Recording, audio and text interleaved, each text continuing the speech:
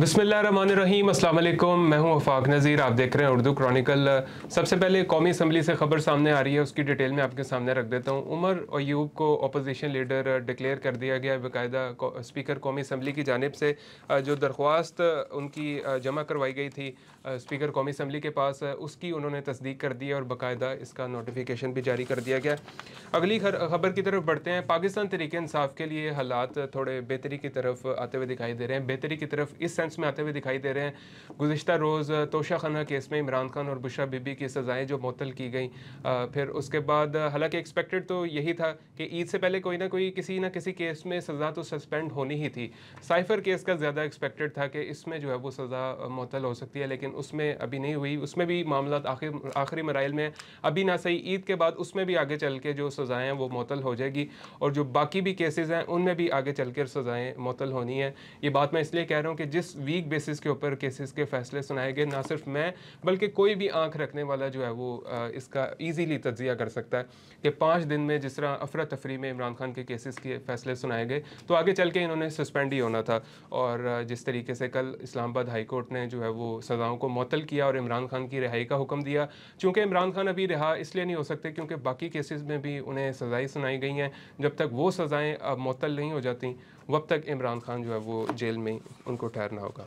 दूसरा, आगे बढ़ते हैं। बुशरा बीबी के केस के हवाले से भी समाअत हुई, जो सब जेल बनी गाला को करार दिया गया और उन्हें बनी गाला में रखा गया है। इस पर जो जेल इंतज़ामिया है उन्होंने रिपोर्ट अदालत में जमा करवाई, तो इस पर अदालत को बताया गया कि बुशरा बीबी को जब से सब जेल करार देकर उधर बनी गाला में रखा गया है, उसके बाद से 150 ख़वातीन को अडियाला जेल में एडमिट किया गया है, उन्हें वहाँ पे रखा गया है।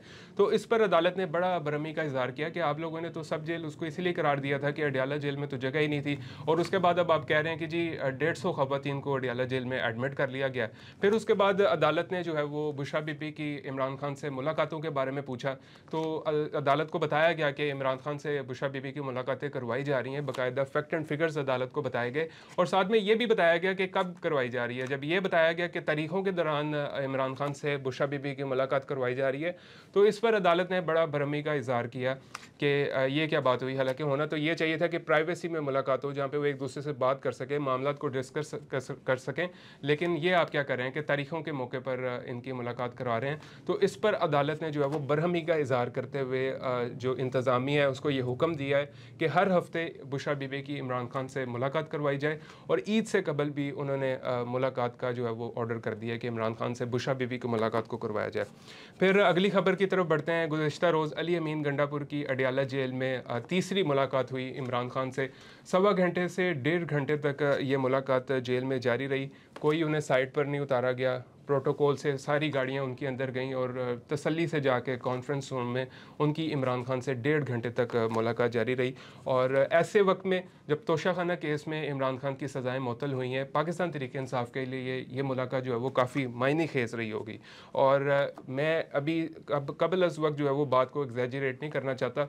जैसे जैसे इस पर हकीकी आउटकम सामने आएंगे उसकी तफसीलात से भी आपको आगाह करेंगे।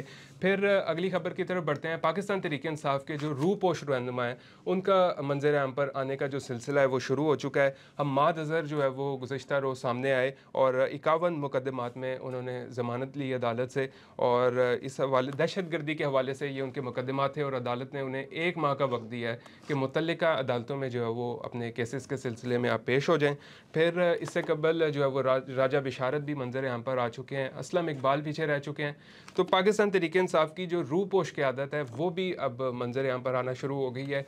ये जो खबरें मैंने आपके सामने इसकी डिटेल्स रखी हैं, ये इस चीज़ की तरफ इंडिकेट कर रहे हैं कि पाकिस्तान तहरीक इंसाफ के लिए जो हालात हैं वो बेहतरी की तरफ आते हुए दिखाई दे रहे हैं। जिस तरह 6 जजेस के ख़त का जो मामला है वो सामने आया, फिर उस पर अब जो चीफ जस्टिस ऑफ पाकिस्तान है काजी फाइजी साहब, उन्होंने सू मोटो लिया।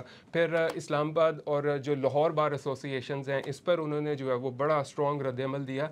तो उसके बाद से भी जो है वो एक थोड़ा सा प्रेशर बिल्ट हुआ है और पाकिस्तान तहरीक इंसाफ के हक़ में अब जो है वो चीज़ें होना स्टार्ट हो गई हैं। तो इसी के साथ ये था हमारा आज का व्लॉग। एक नई वीडियो में फिर मुलाकात होगी। अल्लाह हाफ़िज़।